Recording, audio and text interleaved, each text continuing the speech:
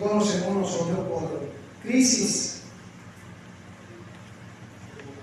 Crisis, la palabra crisis, problema, ¿verdad? Crisis. Ay, que fulanito le dio una crisis de nervio, fulanita, una crisis de nervio. Estaba muy alterado, a lo mejor muy nervioso, ¿no? ¿Entendemos así? Sin embargo, para que estemos alineados todos en un concepto que nos pueda llevar a lo que vamos a ver, según el diccionario, crisis, cambio profundo y de consecuencias importantes en un proceso o una situación o en la manera en que estos son apreciados. Repito, cambio profundo y de consecuencias importantes en un proceso o una situación o en la manera en que estos son apreciados. Puede venir por ejemplo, crisis en la economía, problemas financieros, por ejemplo, la pérdida de un empleo puede llevar a crisis de todo tipo, puede desencadenar, está la económica, pero puede desencadenar otro tipo de crisis también, crisis de la salud, por lo menos cuando hubo el COVID, hubo crisis, ¿verdad? Pandemia, hubo crisis también.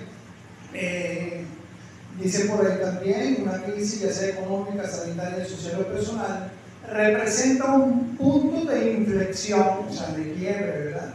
Punto de inflexión. Se caracteriza por la ruptura de la normalidad, ¿okay? Ya deja de ser normal las cosas, la incertidumbre y a menudo la adversidad. O sea, la incertidumbre, ¿no? De lo que va a pasar, de lo que pueda venir. Ahora, todos, cada uno de nosotros, de una u otra manera, nosotros hemos tenido crisis o hemos pasado por crisis en la economía, familiar, vaya que usted sabrá qué tipo de crisis haya tenido. Y cuando relacionamos esta palabra, la relacionamos con algo bueno o con algo malo.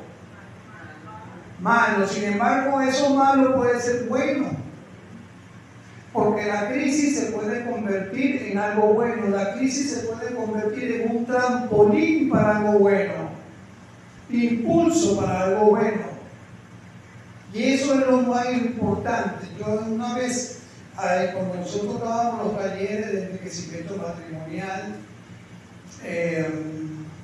no me acuerdo exactamente, pero había una palabra, uno de los puntos que nosotros tratábamos, que hablaba de la crisis en el matrimonio, pero también a la vez cuando se hablaba de la crisis en el matrimonio se hablaba de cómo sacarle ventaja a esa crisis, cómo puede ser ayuda, cómo esa crisis podía ser un trampolín para fortalecer el matrimonio, siempre buscando la ayuda del Señor, por supuesto. Entonces, es importante que lo veamos de esa manera. Y ahí tenemos, por ejemplo, en la pandemia, Netflix y Disney, por ejemplo, con la crisis que había de la pandemia, ellos supieron aprovechar la situación, agarraron entonces, y resulta que en 16 meses alcanzaron 100 millones de suscriptores. Una hazaña que Netflix le llevó 10 años. 10 años. Amazon, resulta que Amazon en su infraestructura que tiene, ustedes saben lo que han comprado en Amazon, que eso es bueno, son una tienda gigantesca, enorme y uno de los más millonarios del mundo. Resulta que lo que le permitió a él, aprovechando que la gente estaba en su casa dado del COVID, algo llamado Pelotón, que era un modelo de fitness en el hogar, que conectado encajaba perfectamente, bueno, lo que con los gimnasios, hacer gimnasia en tu casa, y eso llegó porque los gimnasios estaban cerrados a raíz del COVID, y eso permitió que las ventas subieran muchísimo más, porque la gente cuando tú vas para el supermercado, tú vas a comprar la leche, pero te llevas una cosa y te llevas la otra. aprovecho de llevarte varias cosas, y eso también es lo que permite, pues, permitió allí con eso que hizo Amazon. Se llevan una cosa, pero te trae otra, y bueno, y aumentaron muchísimo también, un 100%, no me acuerdo en cuánto tiempo fue, las ventas también. Ahora, la crisis revela el verdadero objeto como nosotros como cristianos. El verdadero objeto de nuestra confianza frente a la intimidación, a todo lo que pueda haber por allí que pueda llevarnos a nosotros a desenfocarnos. La crisis revela el verdadero objeto de nuestra confianza. Cuando nos venga la crisis, entonces, recordemos que es una oportunidad para crecer y salir adelante.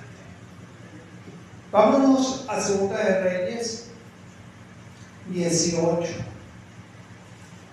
Y este texto que llevamos la lectura de la palabra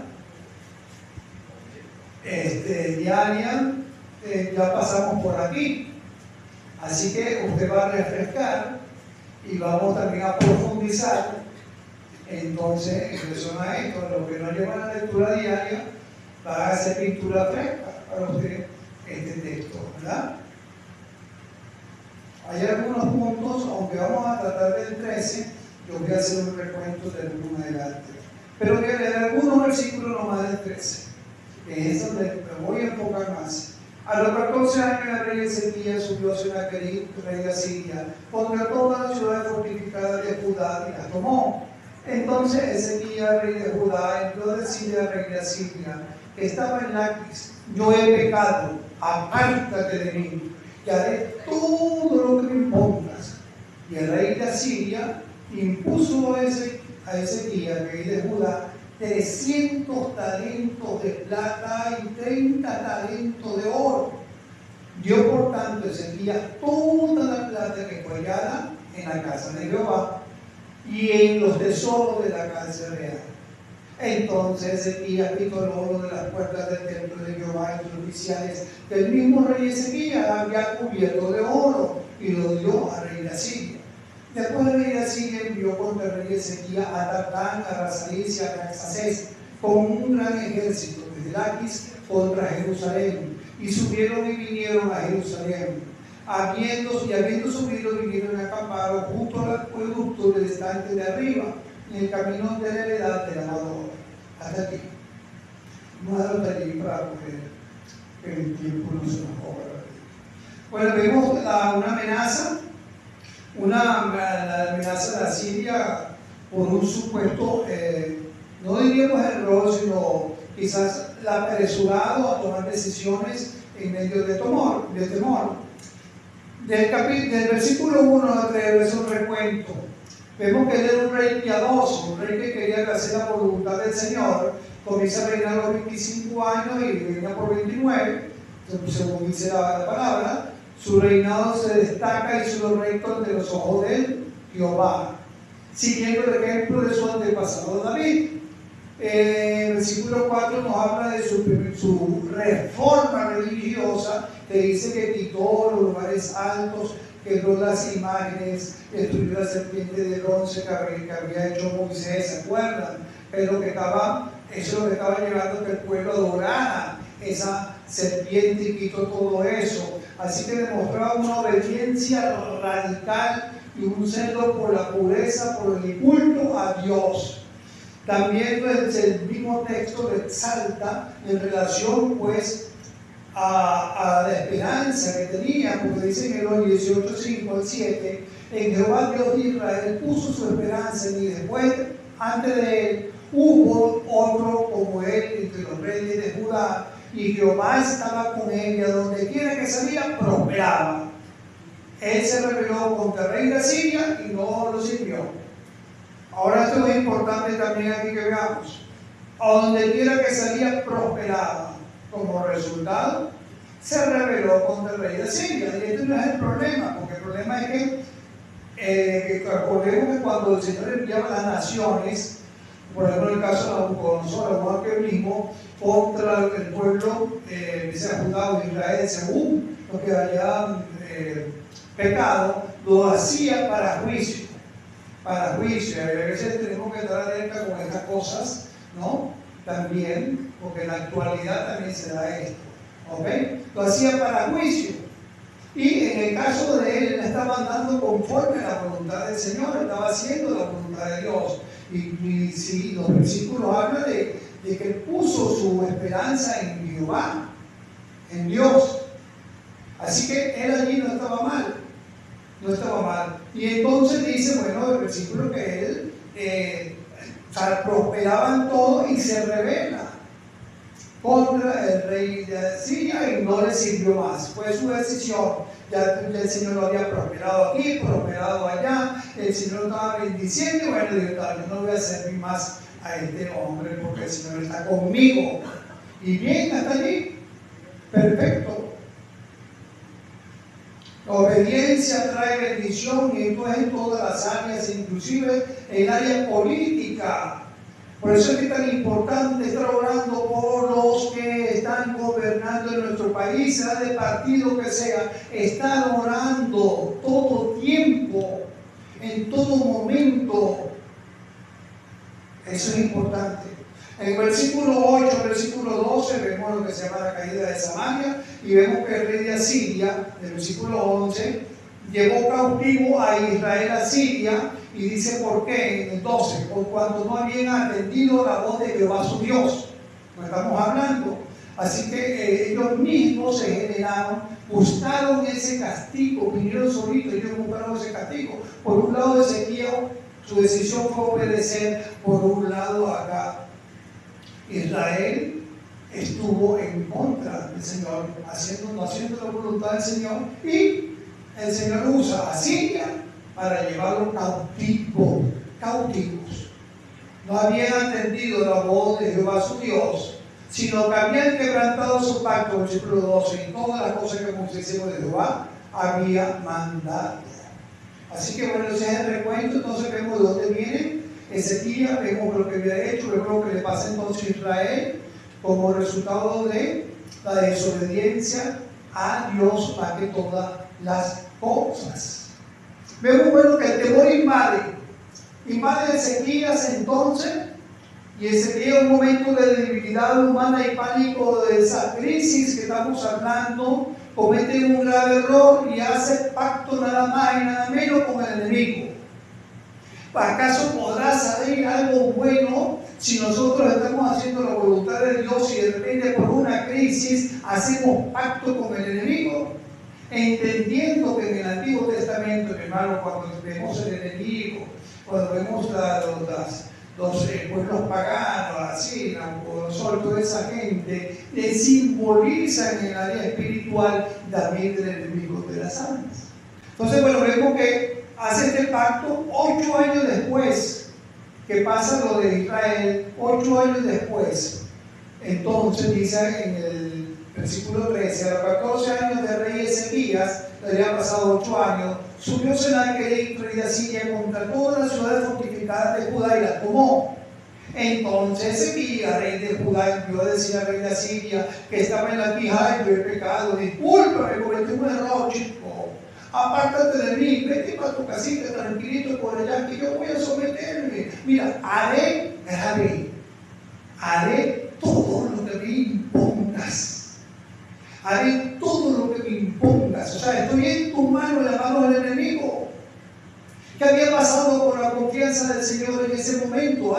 Es que le había venido un momento de crisis, un momento que no vemos que pasó en los versículos anteriores.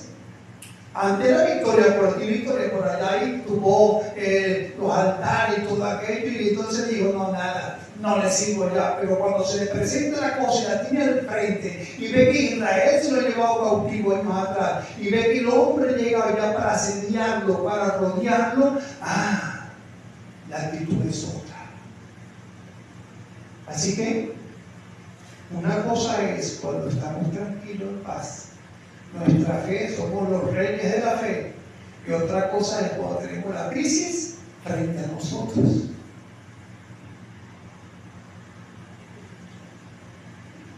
Y dice aquí entonces 15, di por tanto Ezequías toda la plata que ya dio por tanto, pero Ezequías, fíjense que Ezequías saca del templo de Jehová la puerta, todo lo que había allí que sacar, porque resulta que había una deuda que pagar, estaba endeudado, él no había pagado más, él tenía años que no había pagado lo que se le había impuesto, se había revelado, así que agarró y tuvo que sacó todo lo de la casa del Señor que él mismo había dado para poder pagar esa deuda. Apártate de mí y haré lo que me impongas. Eso es como hacer pacto con el diablo, con el diablo mismo. Mi hermano, cuando hay una lucha y repito, y el Señor usa a cualquier persona que no esté bajo la cobertura del Señor, puede usar cualquier persona para provocar también una crisis o una situación a tu vida. Y dice la palabra del Señor: someteos pues a Dios, resistid al diablo y irá de vosotros, no que haga pacto, sino resistid. Pero mira, que está pasando esto, está pasando lo otro, resistid, pero la crisis la tengo enfrente, resistir y confiar. Así que esa tentación del apaciguamiento, de la ira de este rey, o de que lo fuera a llevar preso como hicieron con Israel, lo lleva a pagar tributo, a negociar con él, una posición de miedo, que por cierto nunca funciona. Las peores decisiones que nosotros podemos tomar en nuestra vida son las decisiones tomadas con miedo. Las peores. Dice entonces en el 17: después el rey de Asiria envió contra el rey Ezequías. Fíjense que el enemigo no cumple su promesa. Contra el rey Ezequías al Tartán, a Raxaris y a Raxacés, con un gran ejército de Elaki contra Jerusalén, y subieron y vinieron a Jerusalén, y habiendo subido vinieron y acamparon junto al acueducto del estanque de arriba, en el camino de la heredad del lavador. Junto al acueducto no es casualidad, sino que simplemente estaban ahí para cortar el agua.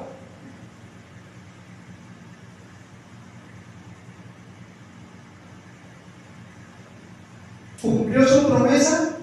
No. No cumplió su promesa, igualito. Pero esto es una lección.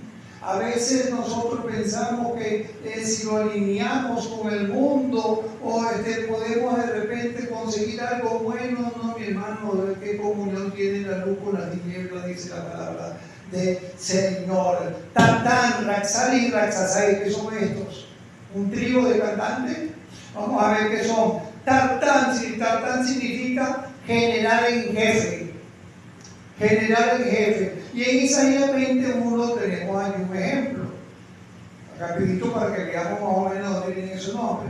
En el año que vino el Tartán Asdod, cuando lo envió Sargón, rey de Asiria, y peleó contra Asdod y la tomó. Fíjense que Tartán no son nombres de personas, o Tartán, Raxali y Raxasé. Tartán, estos nombres son de cargos, no de personas, son de cargos. Por eso dice acá en otra parte: y vino el Tartán de Asdod. Raxali es jefe de los eunucos. Jefe de los eunucos significa. ¿Y qué poder tiene un jefe de los eunucos?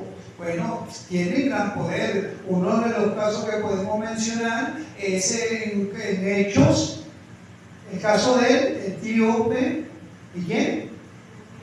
Y Felipe, que era un eunuco, y este eunuco dice que era funcionario de Candace, reina de los etíopes, el cual estaba sobre todos sus tesoros. O sea, tenía un poder. Pero entonces tenemos el Raxasé, que era el copero principal. El copero principal, y que pinta el copero principal en todo esto. Tenía gran influencia. Si no, recuerden Nehemías capítulo 2, cómo Nehemías, siendo copero del rey, consiguió que el rey lo apoyara en la restauración de los muros de Jerusalén, en la restauración, y consigue. Así que tenían poder también. Por ejemplo, en Isaías 36:2 también tenemos aquí un caso de Rabsaces. Isaías 36:2 dice: y el rey de Asiria envió a Rabsaces con un gran ejército. Fíjense que comandaban desde Laquis a Jerusalén contra el rey Ezequías. Ezequías en estos capítulos es paralelo a lo que está pasando aquí en Segunda de Reyes, ¿ok? En Segunda de Reyes. Y acampó junto a los productores de arriba del camino de la lavadora. Aquí lo que quiero decir, que en Isaías no menciona ni a Rabsaces ni a Tartán, sino menciona solamente a Rabsaces, porque era el principal de los tres. De hecho, pues vamos a ver en el texto que quien se dirige a Ezequías, a hablar con Ezequías, y que se dirige al pueblo es Rabsaces. Ok, pues ya viendo quiénes son cada uno de ellos, vemos cómo se confronta la fe. Se confronta la fe, pero por un enviado del enemigo.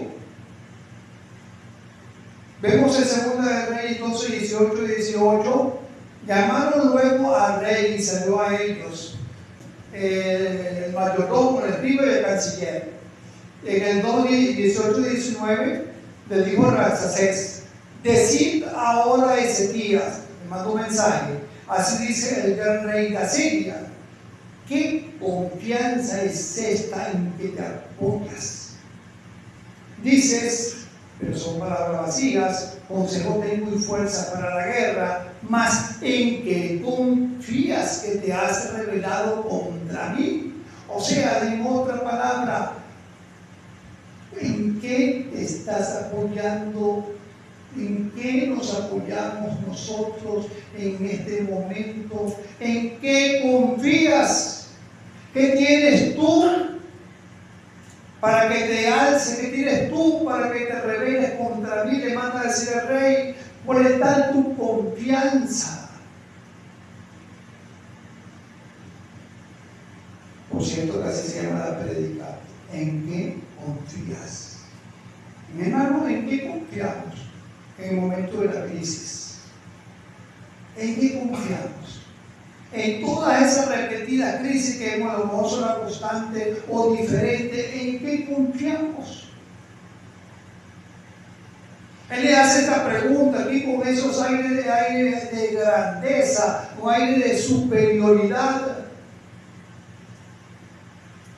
Se burla de la confianza de Ezequías, pero también a la vez el Señor permite una confrontación a su fe. Porque todas las cosas las permite el Señor. Y el Señor, recordemos como hemos visto en muchas otras partes de la palabra del Señor, el Señor está obrando en todo momento hacia todos lados, tratando de bendecir. ¿Se burla de la confianza de Ezequías? ¿Se podrá burlar de nuestra confianza? ¿O tenemos un testimonio allí que la gente más bien respeta, admira, tal vez como ejemplo? No van a faltar esos Rabsaces en nuestras vidas. Van a estar allí que van a querer todos a confrontar nuestra fe, en qué creemos, de qué estamos hechos. Hay un caso, los que vieron el video del caso de Pablo Olivares, ¿se acuerdan? Pablo Olivares es un caso verídico de un cantante, era ex cantante de rock, que había hecho un pacto con el diablo, inclusive. Y a ellos le fue, no recuerdo cómo se llama el grupo argentino, en su época, pero tuvieron fama. Y él da testimonio, porque su madre era cristiana, su madre oraba todo el tiempo por él, había hecho grupos de oración por él y constantemente estaba orando por él. Y él era, pues, ante todo, tuvo casi 15, 14 años sin ver a la mamá, se apartó. Y resulta que una de esas giras, dice que para una guitarra, pero era para comprar drogas, una de esas giras, se lo llevaron engañado a él del grupo y lo secuestran. Y secuestrado allí, donde su vida no valía nada, ni la de él ni los amigos, los compañeros del grupo, y estaban llorando, estaban todos desesperados. Resulta que el jefe de la banda había acabado de salir de la cárcel, por cierto, le pone una pistola y le pregunta: ¿tú crees en Dios? Y él dice que pasó por su mente, pero ¿qué es esto? Este tipo, este delincuente acabó de salir de la cárcel preguntándome si creo en Dios. Y él le dice: sí, sí creo. Entonces, no me acuerdo si le dice, si hubiese dicho que no, te mato. Y se fue y lo dejaron. Se fue y lo dejaron. Esa confrontación allí, y el tío con eso en la cabeza pensando en esto, y eso le hacía ruido en su cabeza, le hacía ruido en su cabeza de cómo este hombre lo estaba confrontando así, de esta manera. Y que lo haya, más bien, que lo haya dejado cuando le dijo que sí. Porque el Señor, mi hermano, confronta. O el mismo enemigo lo puede hacer, permitir, para confrontarlo a cada uno. Así que, ¿qué respuesta vamos a dar en la práctica, no en la teoría? La práctica es una cosa y la teoría es otra. La teoría estamos hechos. Pero en la práctica, ¿qué respuesta daríamos nosotros a un Raxacé de esto que intenta quebrar nuestra fe? Cuando te sientes rodeado, acorralado, sin salida, sin esperanza, a veces, ¿en quién hemos puesto nuestra esperanza, nuestra confianza? Pablo también tuvo ese Raxacé, por decirlo, en su vida. 2 Corintios 12:7, 12:9. Porque de diferentes formas se puede ver, como yo dije, en la economía, en la situación familiar, en la salud.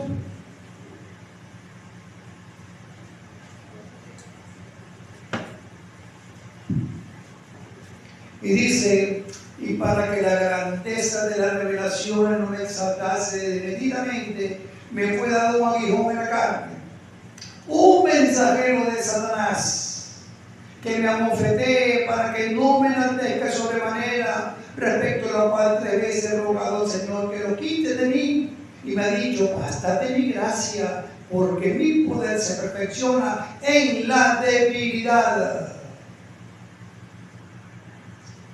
El Señor Jesucristo no tuvo un Raxacé, el Señor Jesucristo tuvo príncipe de la tiniebla, el mismo Satanás en el desierto. El Señor salió victorioso de todo eso, y también nos da la victoria a nosotros, cuando esperamos en Él. Usa la evidencia palpable para generar miedo, según el 21. Fíjense cómo Él va aumentando y va dándole a diferentes allí estrategias que tiene, y dice acá: ¿en qué confías? ¿En este báculo de caña cascada en Egipto? Porque era como que ya una moda que como buscaban ayuda en Egipto por los carros que tenían y por la fuerza que tenían militar. Entonces, que hacían alianza con Egipto por el poderío, por su fortaleza, para ir en contra de las naciones.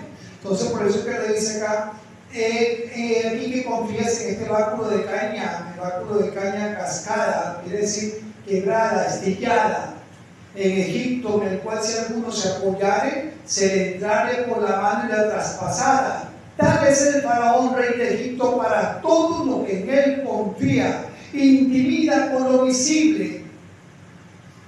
Intimida con lo visible. Y hay gente que está intimidada ahorita con esto que puede venir por allí, o que ya está en camino, que ya llegó, yo no sé, pero se puede sentir intimidada, miedosa con todas estas cosas. Con lo visible, mira, pero mira cuántas cosas, mira cuánto aquello, o una situación que te puede venir, mira, pero te va a venir una deuda muy grande, o mira que ya te quedaste sin empleo, mira que ya esto, mira que ya lo otro. No, con lo visible. Mira el tamaño de tu problema financiero, el tamaño de tu deuda. Mira el poder, mira la tremenda enfermedad que tú tienes, mira la fragilidad de tu cuerpo, mira lo visible. En Zacarías 4:6 nos dice: entonces respondió el profeta y me habló diciendo esta palabra de Jehová Zorobabel, que dice: no con ejército, ni con fuerza, sino con espíritu, ha dicho Jehová de los ejércitos de batalla. Con espíritu, no es con eso visible que uno ve para poder creer. Hermano, por eso es que la fe no es por lo que vemos, por lo que sentimos, por lo que tocamos. La fe no se alimenta así. Por eso, ¿cómo está nuestra fe? ¿Cómo está nuestra confianza? Seguimos viendo las cosas para poder creer, o confiamos en el Dios invisible, pero que podemos sentir en nuestras vidas. Desacredita, menosprecia, distorsiona la reforma que había hecho Ezequías. En 2 de Reyes 18:22-24. Y si le dice: nosotros confiamos en Jehová nuestro Dios, no es este aquel cuyos lugares altos y altares quitados Ezequías, y ha dicho: Judá y Jerusalén, delante de tal altar adoraréis a Jerusalén. Aquí está distorsionando algo que era lo correcto, porque el enemigo mezcla una cosa, lo que es la mentira con la verdad, como vemos en Génesis. Aquí estaba juzgando y haciendo y confundiendo lo que estaba correcto. Dice nosotros, y si dice: nosotros confiamos en Jehová nuestro Dios, no es este aquel cuyo lugar es santo y altar ha quitado de Ezequías. Eso es lo que se debía hacer. Eso era lo correcto. Eso es lo que estaba bien. Y dice: y ha dicho a Judá y a Jerusalén, delante de este altar adoraréis en Jerusalén. Eso era lo correcto, adorar en Jerusalén. Sin embargo, él lo pone como que estaba mal. Él lo pone, distorsiona esa reforma, lo que era correcto delante de ellos. Mi hermano, y así también se trata de distorsionar la palabra de Dios en nuestros días. Igualmente, el mensaje del Señor distorsionado, que llegue distorsionado completamente. En estos días estaba pasando una película china, Jique, escuché como digo, Jique, cristiana. Porque en un lado aparecía Cristo, y la cosa tan rara que hablaba allí era que dice: cristiano, y la puesta como cristiana. Distorsionar la palabra del Señor, distorsionar lo que es del Señor, es una estrategia también. Y una estrategia muy vieja. Desde el Génesis lo vemos, como ya lo sabemos. Y sigue diciendo el 22: ahora pues yo te ruego que des a rehenes a mi Señor. Mira, chico, del pueblo que tú tienes ahí, de unos cuantos rehenes que te sobran. Unos rehenes a mi Señor, de los que te sobren por allí, que tú tengas, ¿verdad? A mi Señor rey de Siria, y yo te daré 2,000 caballos. Bueno, si tú puedes dar jinetes para ellos, si es que puedes hacer esto, ¿cómo pues podrá resistir a un capitán, al menor de los siervos de mi Señor, aunque te confió de Egipto con su carro y su gente a caballo? Mira, chicos, nosotros estamos sobrados, somos una potencia. Mira, por más que yo tenga 2,000 caballos, no hay nadie que lo monte. No hay nadie. ¿Cómo? Mira, el mayor de ustedes, el general, ni siquiera se compara con uno de los siervos nuestros. Así que están perdidos. Están perdidos, pero resulta y acontece, mis hermanos queridos, que las matemáticas del Señor, las nuestras no son las del Señor. Son muy diferentes, esa calculadora son muy diferentes. Muy diferente, así no actúa, así no son las cosas del Señor. Y gracias a Dios por eso. Gracias al Señor por eso. Así que vemos entonces que cuestiona el principio de su obediencia. Al Señor lo cuestiona, lo sacó los sandales y todas estas cosas, ¿verdad? Tuerce. Y eso también puede pasar cuando nos cuestionan a nosotros la obediencia que tenemos con el Señor. Por ejemplo, pero bueno, vale, este domingo, pero no puede ser una excepción, quédate, vamos a ir mejor a otro sitio, vamos mejor a pasear, vamos a hacer otra cosa, o yo me quedo descansando, ¿qué tiene de malo? Quédate descansando, tú siempre vas al final. Cuando uno quiere más vivir, recuérdate de eso, más cercano a las Escrituras, más ataques, más tentaciones te van a venir. Anótelo que eso es así. Anótelo.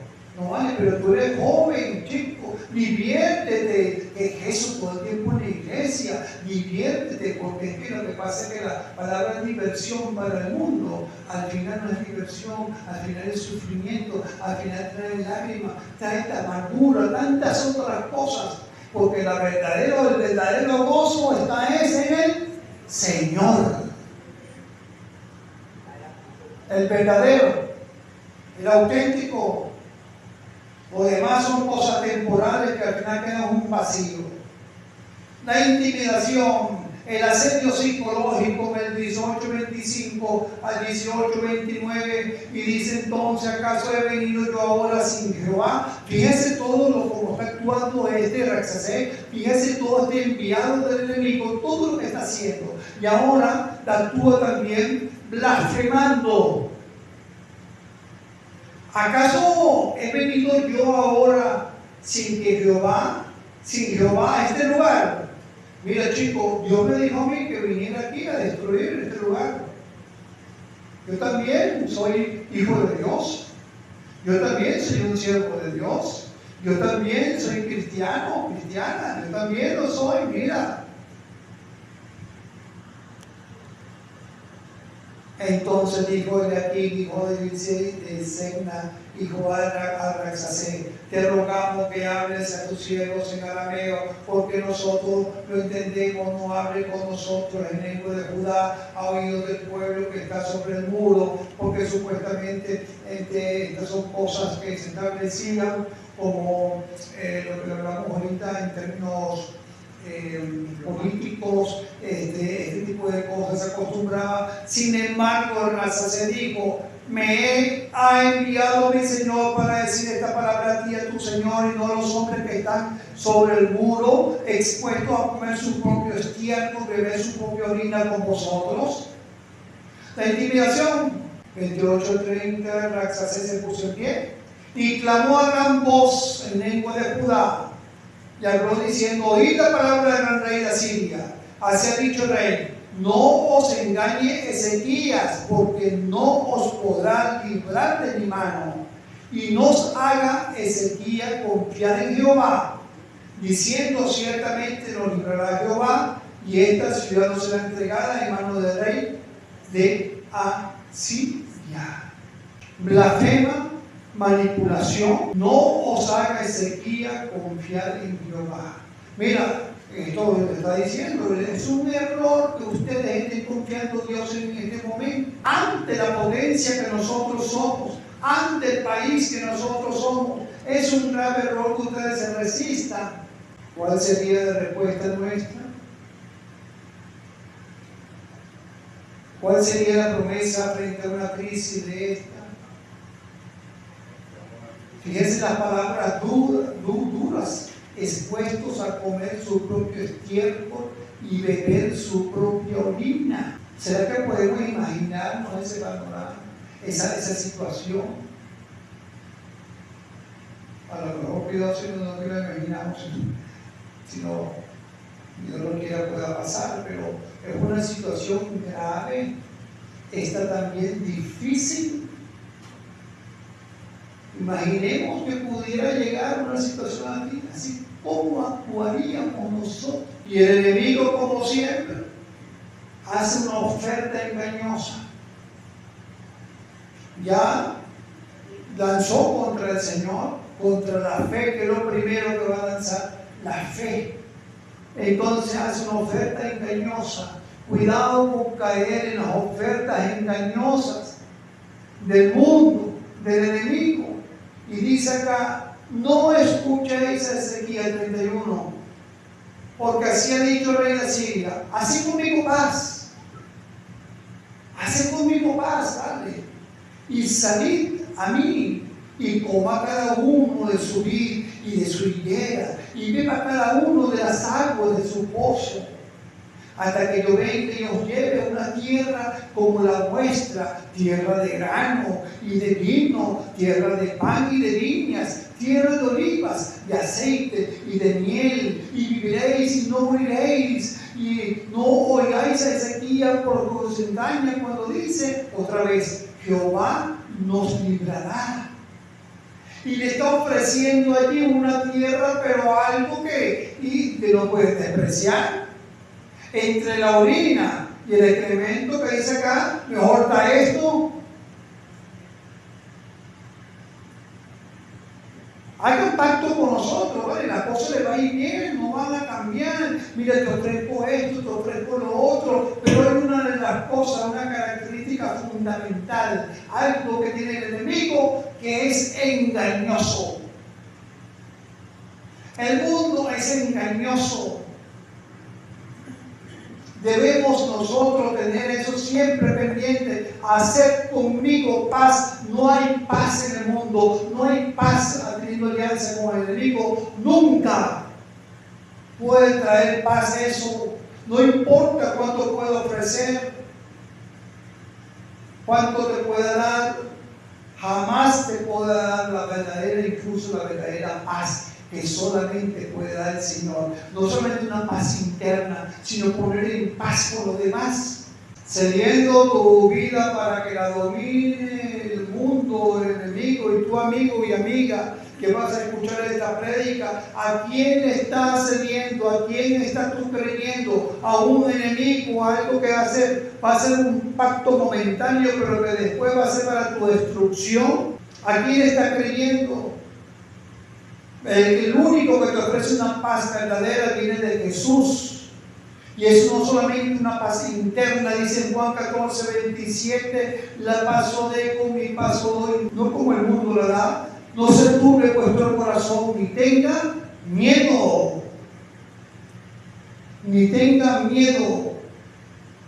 Haz pacto, sí, haz pacto, pero haz pacto con el que puede librar tu alma de la muerte eterna. Haz pacto con Él, con Jesús. Solamente en Cristo hay libertad, dice en 2 Corintios 3:17, porque el Señor es Espíritu y no está el Espíritu del Señor. Allí hay libertad, 2 Corintios 5:17, el 3:17, el primero, el 5:17, de modo que si alguno de Cristo, nueva criatura es, las cosas viejas pasaron, y aquí todas son hechas nuevas.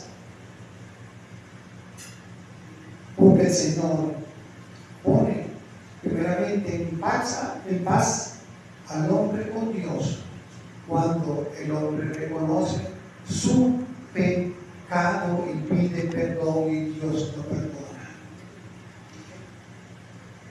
Y los siguientes versículos, del 33 al 37, vemos al hombre por encima de Dios.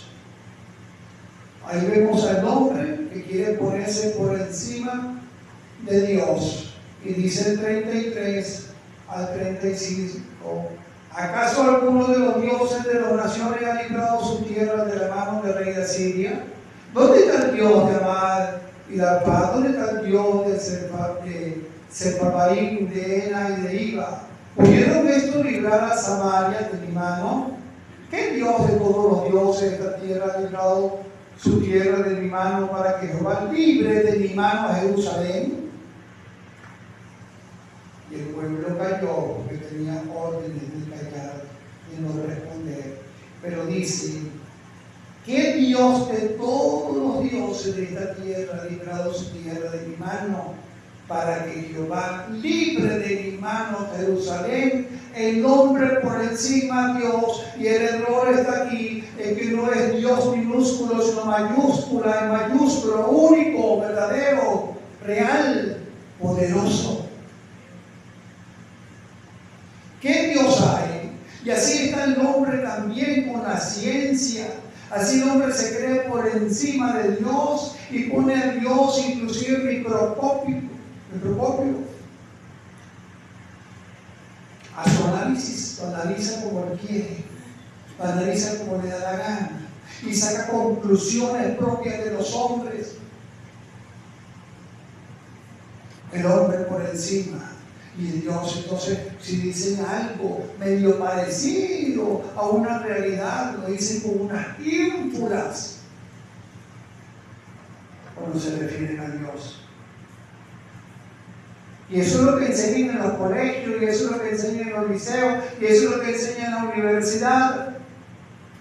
Hoy están en moda, mientras tú eres ateo, la palabra ateo está muy de moda ahorita.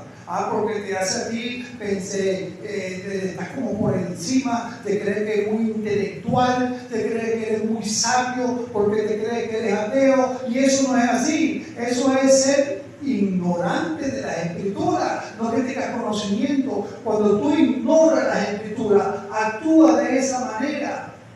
Cuando uno conoce la palabra de Dios y se va empapando en ella, se va sumergiendo en ella, dejando tu orgullo, dejando tus valores, dando todo aquello y permitiendo que sea el Señor, el Espíritu Santo, que te hable y que verdaderamente tú sientes esa inquietud, ese deseo de conocer la verdad. El Señor se revela. Y entonces aquellas cosas en las que tú pensabas y creías, ya no están. Yo me acuerdo que una de esas cosas que yo quería mucho, porque la escuchaba en mi casa, era ese: ayúdate que yo te ayudaré. Y decía, no, yo decía, eso lo dijo el Señor, eso lo dijo. Y entonces me acuerdo que la persona me decía a mí, ¿en qué parte de la Biblia está eso? Eso no está en la Biblia. No aparece ni desde Génesis hasta el Apocalipsis, y no lo vas a encontrar porque eso no está en la Biblia. Y literalmente así eso lo dice. Y él, no, hasta ahorita, después de casi 40 años, eso no está en la Biblia. Y nos aferramos a la mentira. Vemos cómo el Señor obra. ¿Y qué hace nosotros como cristianos? ¿Qué hace nosotros en medio de la crisis? Bueno, David tuvo acorralado no una, muchísimas veces, en batallas. Y vemos en el Salmo 27:1, vamos a leerlo. Aún no sabemos, y no vemos aquí el domingo, no sabemos los días venideros que pueda pasar. No sabemos nada. Yo en particular creo que nada va a pasar, pero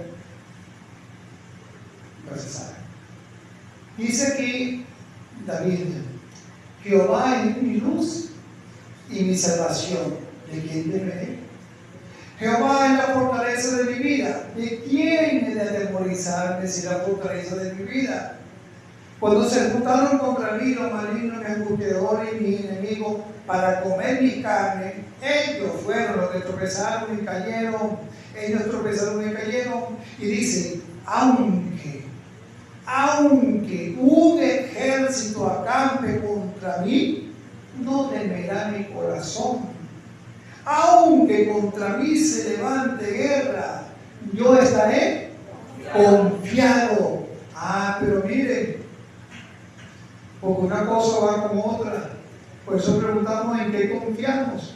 Y dice: una sola cosa he demandado a Jehová, y esta es la que me voy a dedicar a buscar. Esta buscaré, que esté yo en la casa de Jehová todos los días de mi vida, para contemplar la hermosura de Jehová y para inquirir en su templo.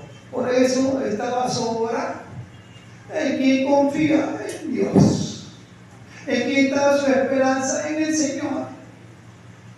Y como él buscaba de eso, porque eso no viene solo, eso no sale en una caja de jabón, eso no viene solo. Él dice: una sola cosa yo me he dedicado, una sola cosa yo quiero. Yo no me voy a despreocupar por lo del ejército que pueda venir.